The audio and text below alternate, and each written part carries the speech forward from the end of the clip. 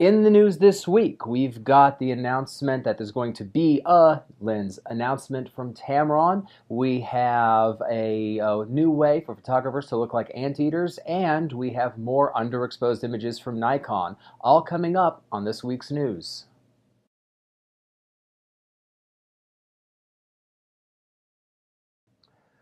Of course, we need to start with talking about the Nikon Mirrorless system. We have even more exciting and very revelatory images from Nikon, such as this one, and those are helping people out a whole lot. We've also learned from people doing mock-ups that, in fact, if this new camera was made out of paper, it would look something like this, and that's really helpful.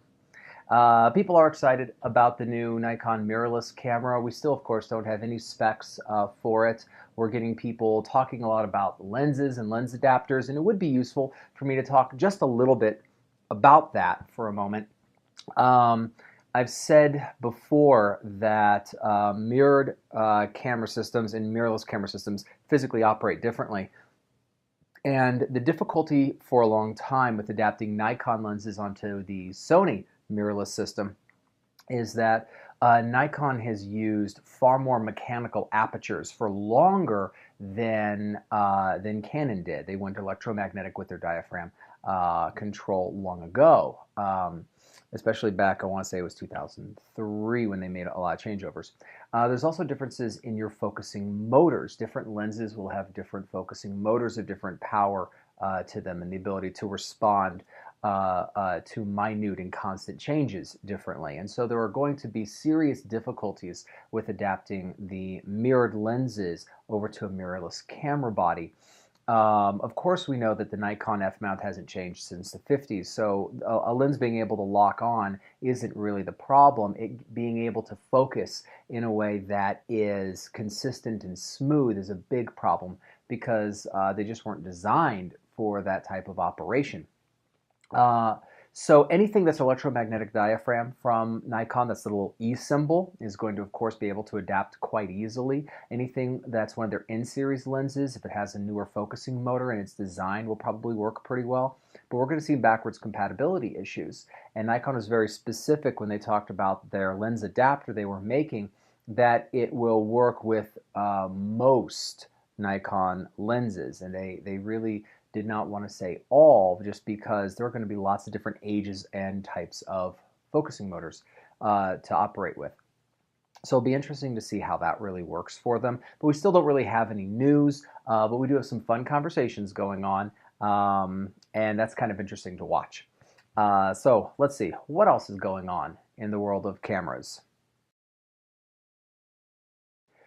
We got word that there's going to be a new Tamron lens announcement this week. It looks like it's going to be a full-frame 17 to 35 f2.8 to f4 lens. If the rumors are to be believed, they're expecting the price in the United States dollar to be about $500.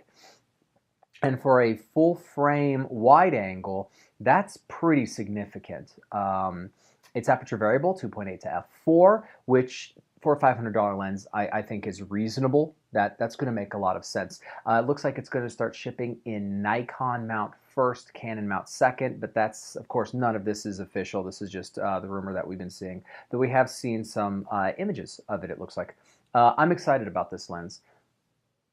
We have a lot of people getting into astrophotography, and they're always looking for full frame, wide and bright lenses. And you know, if they take a look at the Sigma 14 millimeter, you know, they're looking at a pretty pricey lens there. And then they start looking at things like Rokinon, and of course the way a lot of people talk about the Rokinon series is you've got to buy 4 to keep 1 because of such copy-to-copy variation. That's been kind of the discussion in a lot of lens circles I'm a part of. So seeing something like this at this price range, I think has a big audience to it. So this is exciting to see. If you haven't shot with their 15 to 30 2.8 full frame, it's a really wonderful lens. I quite like shooting with that. And of course, being 2.8 all the way through the barrel makes it a pretty big lens. So I'll be excited to see the size on this one. Being aperture variable to f4 is going to make it smaller. This has a real place in the market, I believe. So as soon as that is actually out, I look forward to using it and to testing it and to seeing what I think about it. But right now, I'm excited about it.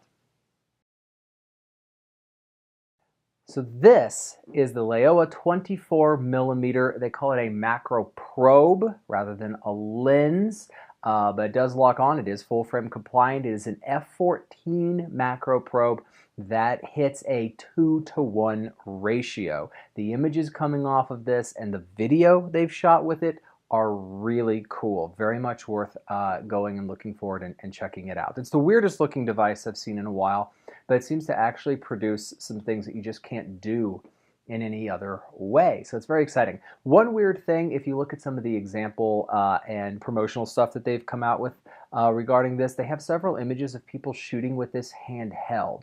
This is an f14 2-to-1 macro ratio piece of equipment. I don't know how I would ever handhold this, but I wouldn't want to. So I think that's a little bit weird, but nonetheless, it's a very cool piece of equipment that they're coming out with, and I think it's going to produce some cool stuff for people. For my viewers who don't know me in real life, I'm a pretty big macro photography enthusiast. I love shooting it. The book that I have published is a macro photography book. It's Macro Photography 0 to 60 on the iBook store. So this is a subject matter I really like talking about. And this looks like a cool piece of equipment. I hope one day to be able to get my hands on it. Anyway, that is the news for this week. There wasn't a whole lot of it, but if anything crazy happens, I'm going to make sure to talk about it. In the meantime, thank you so much for watching. Please give us a like, give us a subscription here. It's free. You knew that. And come back around for more. We'll see you later.